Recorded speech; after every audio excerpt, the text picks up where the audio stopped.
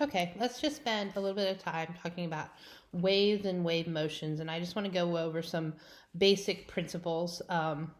Waves are caused by vibrations. They're the result of a vibration. There's a lot of different ways that you can say that. Basically, we know that waves transfer energy, so it's a way of energy transfer. And we know that waves can also be described as a motion of disturbance. So it's a motion. We know we're talking about some kind of kinetic energy. That's what this motion tells us. We're talking about kinetic energy. And we know that there's a disturbance caused when it moves through a medium. And we'll talk about what a medium is in just a little bit. Now, I want you to think about a wave, and we'll talk about the most common wave. We'll imagine that I've dropped, say, a stone in water. And as that hits the water, it causes vibrations in the form of ripples. And those ripples move out. So when we think about it like that, in essence, we can think of that as energy moving through a medium. Maybe we should write that down. We'll call this a pebble in water. And that's probably, to begin with, the best visual that you can think of when you think about the energy traveling. It's actually the energy traveling, not the water traveling, and we'll talk about that in just a little bit. When I drop that pebble in the water, I cause vibrations of the water molecules. And that vibration travels, it spreads. The molecules travel in an outward motion. Notice that's like the waves on the water traveling in an outward motion. I can call that wave a motion of disturbance. And I can talk about how that energy is moving from place to place. This movement of energy, or this motion of disturbance, can also be called, to move that back a little bit, can also be called an oscillation. So when I talk about a disturbance, when I talk about vibrations of a wave, I'm also talking about another word that could be used is oscillation. So waves are motion or cause motion, and it's a motion of disturbance. That motion of disturbance can also be called an oscillation. Remember, when I think about waves, the energy is moving from place to place. The medium is not. So the water remains essentially in the same place. And we'll talk a little bit more about that as we move along. When I think about a wave and I think about the medium that it's moving through, I can say that the molecules vibrate about a fixed position. So they're going to move, but they're not moving a great deal. They essentially stay in the same location. They may move up and down or side to side, but return to their original position. So basically they're not moving, the energy is moving. I can also talk about the change or the transfer of the vibration. So when I think about that, I'm thinking about the net disturbance. Obviously, some energy may be lost due to friction or what have you, but the net disturbance is what allows something to travel from one location to another, or the transfer of the vibration from one location to another. The substance that this is traveling through is called the medium. Not all waves have to travel through a medium, and we'll get to that. But the substance that it travels through is a medium, and the particles within the medium, or the molecule, those words are used interchangeably. That's what's vibrating or what's being disturbed. That is the medium the wave travels through, or we can say the energy travels through. So the energy is traveling through the medium. The medium essentially stays in its position, and the energy travels on. Think about that water wave. The energy travels from ripple to ripple to ripple. The water essentially stays where it was located to begin with. when I talk about waves, I have to think about types of waves, and I've included some videos of each of these wave types that will help make it just a little more clear. The first one is called a pulse wave, and I want you to think of this when you're like trying to visualize this. I want you to think of a rope that's attached at one end, and basically you've all done something similar to this. You've got something that's fixed at one end and loosed at the other, and you just kind of flex it and cause that wave to happen. Let's say I start with a wave or with a rope like this, and it's attached at this end, and then I give it a flick of my wrist, and I end up with something that looks like that. That's a pulse wave. It has one crest, we'll call it, when I look at that. Or one pulse. So it's called a pulse wave. It's just one wave that moves. Periodic wave is a wave that continues in a certain time interval. If I have a periodic wave, it's a waves per time interval. And it could be a pulse wave where I continue to move with a certain pulse. It could be a transverse wave. It could be a longitudinal wave. Periodic wave is just waves per time interval. A transverse wave versus a longitudinal wave. And we're going to talk a little bit more about those, and I'm going to show you some pictures of what they look like, so we'll get a better explanation of those as we move on. So, 4 types: pulse wave, periodic wave, transverse wave, longitudinal wave. A periodic wave can be any one of those 3. Normally, a periodic wave we describe as a transverse or longitudinal, because we know now that a pulse wave is simply one wave or one disturbance. So, when I look at waves, again, we know it's transfer of energy by way of oscillation. Oscillation, think of vibration, which causes a disturbance. That's the oscillation. And I can look at longitudinal waves versus transverse waves. So when I look at a longitudinal wave, just exactly like it sounds, lengthwise. In a longitudinal wave, I've got oscillations, which are the disturbance, the vibration, and they move in the same direction. So they're parallel to the propagation, which is the movement of whatever the medium is, or the movement of the wave itself. So if I have a longitudinal wave, my movement or propagation and my oscillations are parallel. And I'm going to show you what a longitudinal wave looks like in just a second. Examples of some longitudinal waves are sound waves, ultrasound waves, and there's something called seismic P waves that I'm going to have you do a little bit with later on. So longitudinal waves, long waves, travels lengthwise versus a transverse wave. Transverse is the normal sine wave. It's the one that we're all like really familiar with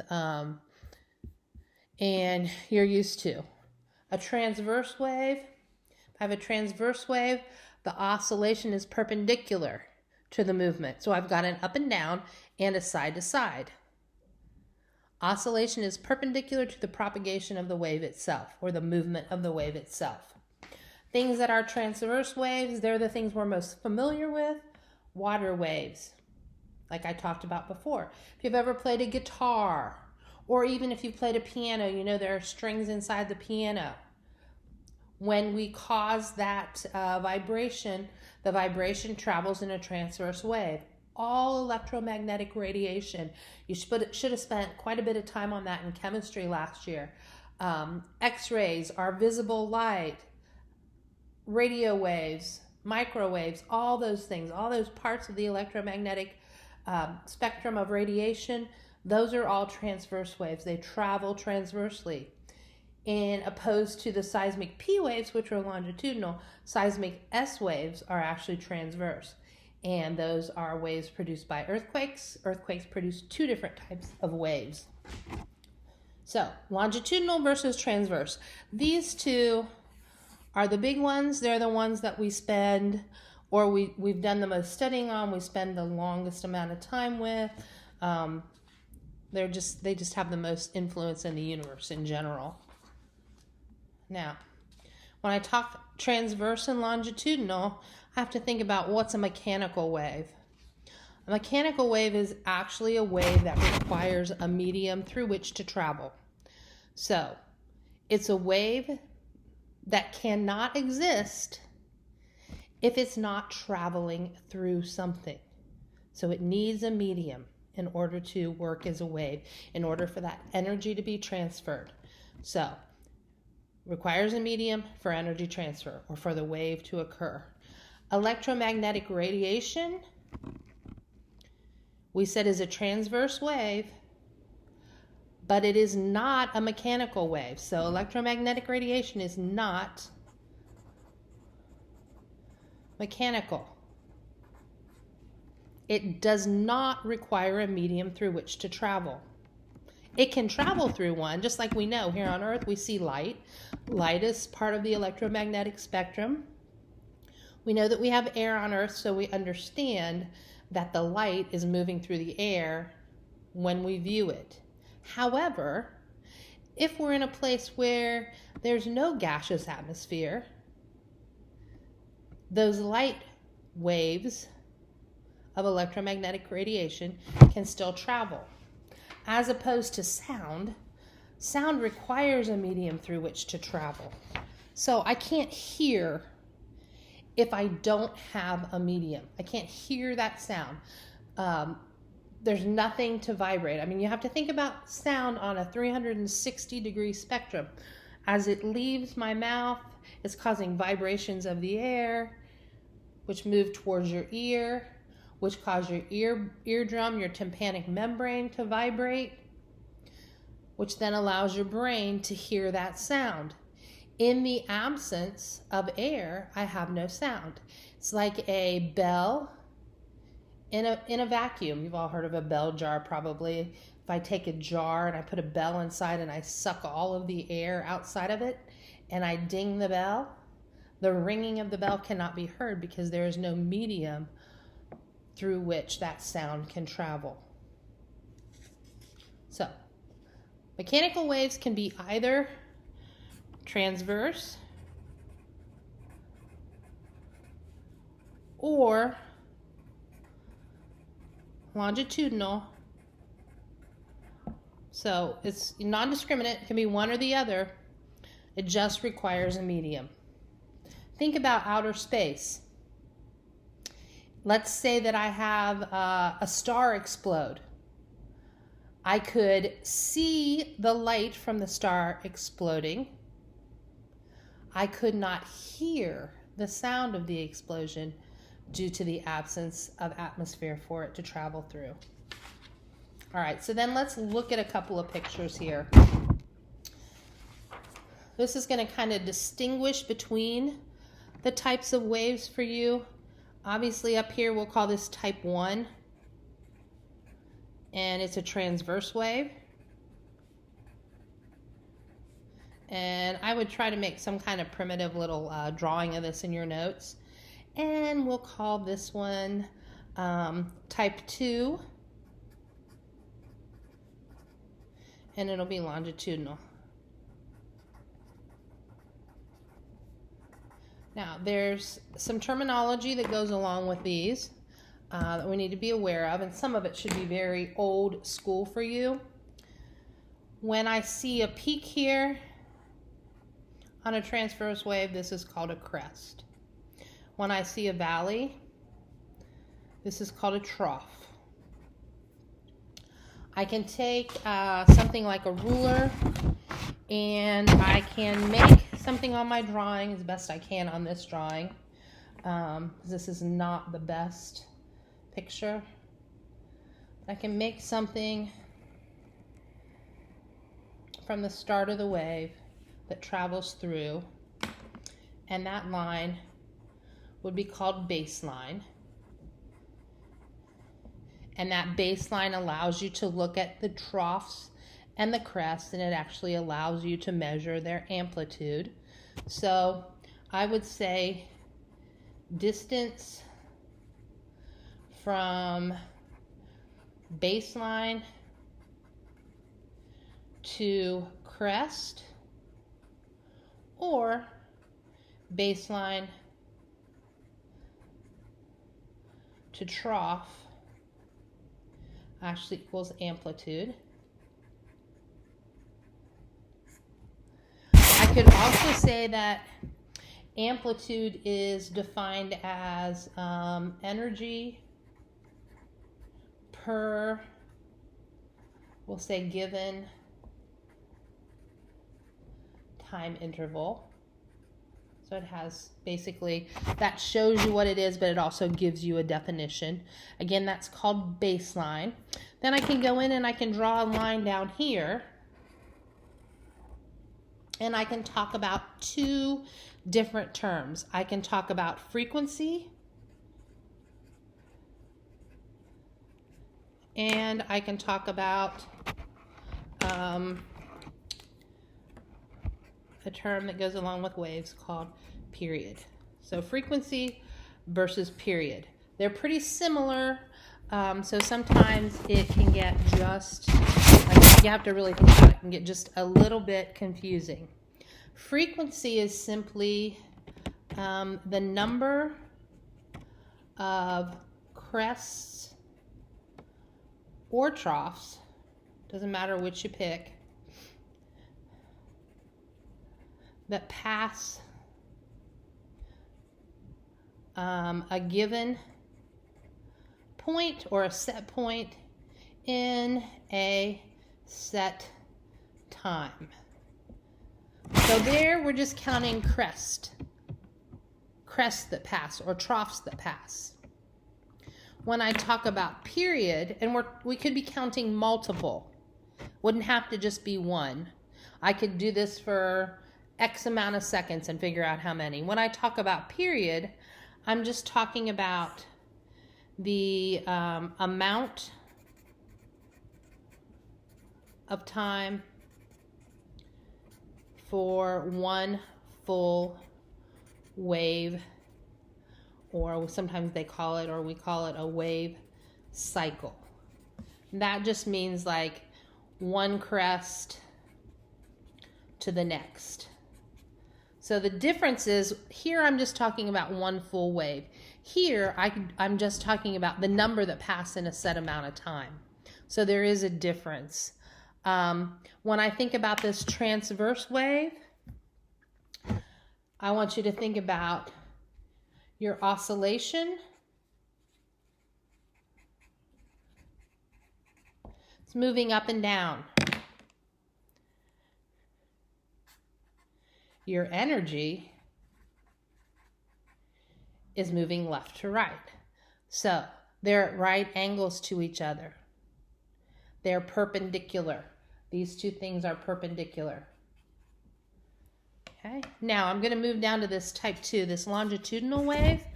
Just a couple of terms to go along with this. This area, anytime you see this darkened area right here where it's kind of squished together, that's called a compression.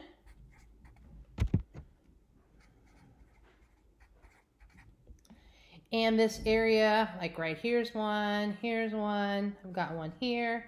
These are called rarefaction. And that's where the medium actually spreads out again. So this is an area of, we'll say, medium spreading as the energy travels through. And obviously that's the area where it's kind of squished together.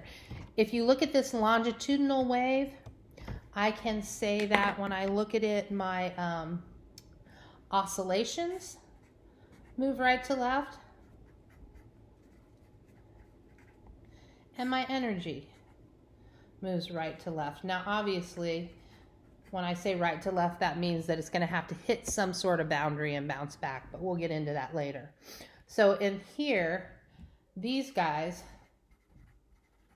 are parallel. So perpendicular and a transverse, parallel and a longitudinal. And I did include a couple of videos that kind of show you those things. They're not real long. They just give you some good pictures. If we were at school, I have a bazillion different springs we were going to do all kinds of cool stuff with, but obviously we're not, unfortunately, so we're doing the best we can. All right, so when we start looking at these waves and their oscillations and their traveling, we're going to think about their movement. When we look at the movement of waves, we have to look at their velocity. Velocity all along has been measured in meters per second. Lots of times in problems, just like we've been seeing, this velocity is going to be called speed. Frequency is shown by the letter F, kind of a script F.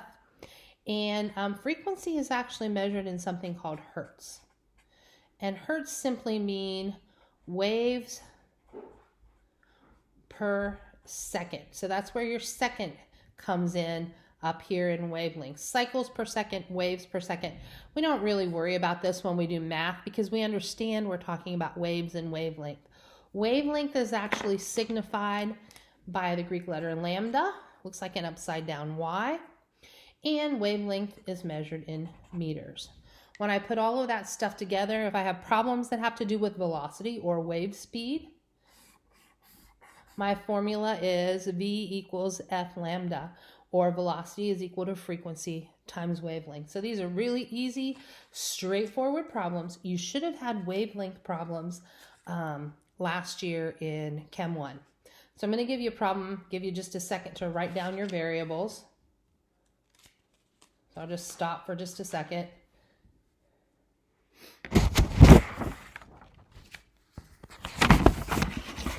List your formula. List your variables, what you know.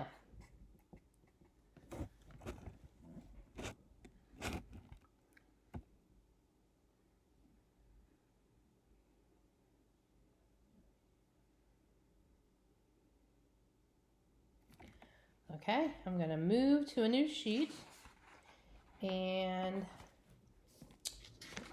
we'll look at this together. V equals, frequency equals, and lambda equals. And my formula is V equals frequency times wavelength. So my velocity is what I was being asked for. My frequency was 264 hertz. And remember, hertz is like waves per second. And let's see, what was my wavelength? 1.3 meters. So when I come down here and I plug those in, boy, this is a really easy one. V is equal to 264 hertz times 1.30 meters. When I plug that, remember this is waves per second. When I plug that into my calculator, I come up with rounding to the correct number of sig figs. This is 0 is significant. So I should have 3 sig figs, plug it in, and I come up with 343 meters per second. See how that worked? We don't worry about the wave. We take our meters per second. So that's these are fairly easy problems. I'm going to give you some to do along with some other questions here and just as soon as we wrap this up. Last thing I want to talk about before I stop the video, waves and energy transfer. We've talked about some of these things. Energy transport or energy transfer, whatever you want to call it, is normally like super efficient in a wave. Normally very efficient, not a lot of friction. We don't have to worry about a lot of those things. It can make a difference. Like if you're talking about water waves on a lake, it makes a difference. The wind makes a difference. You got to take all those kind of things into consideration eventually. But normally it's a pretty efficient way to transport energy. I want you to be very clear on this, that waves transfer the energy by transferring the motion of the matter rather than the matter itself. So that energy of motion is transferred. The matter that it's moving through or the medium that it's moving through is not. That's why some waves can actually travel through no medium. And then the last thing I wanted to talk about, which we've talked about already, is the amplitude. Remember I said before, you can measure it two different ways. Distance from baseline to the top of a crest or the bottom of a trough. But more scientifically, we call amplitude how much energy is there in a particular time interval. There's a definite relationship between amplitude of a wave and its energy. So if I'm talking, and this is only true if I'm talking about a mechanical wave, but it'll work every time. In a mechanical wave, the energy is proportional to the square of the wave's amplitude. Remember, proportional means when one goes up, the other one goes up. So if I'm thinking, and this all happens in a set time interval, you'll be given the time interval. Lots of times it's 1 second. Most times it's 1 second. So if I look at this and I say, over here, we'll say we're going to increase the amplitude by 2 times. Because it is proportional to the square of the amplitude, energy is, if I increase the amplitude by 4 times, then I have increased the energy, by 2 times, then I have increased the energy by 4 times. Whatever happens to this, the square of it happens to this. Let's say that I decide I'm going to decrease my amplitude by, say, 1/2. If I do that, what's going to happen to my energy? My energy is going to become 4 times less than its original, or going to decrease by 1/4. 4 times less than what it was. Okay, so that's just a way to put it all together. I will see you at our next class meeting, and I'll have the handout. I have the handout attached here. Work through it, and then at the beginning of the next class meeting, I will answer any and all questions. Thanks. Have a great day.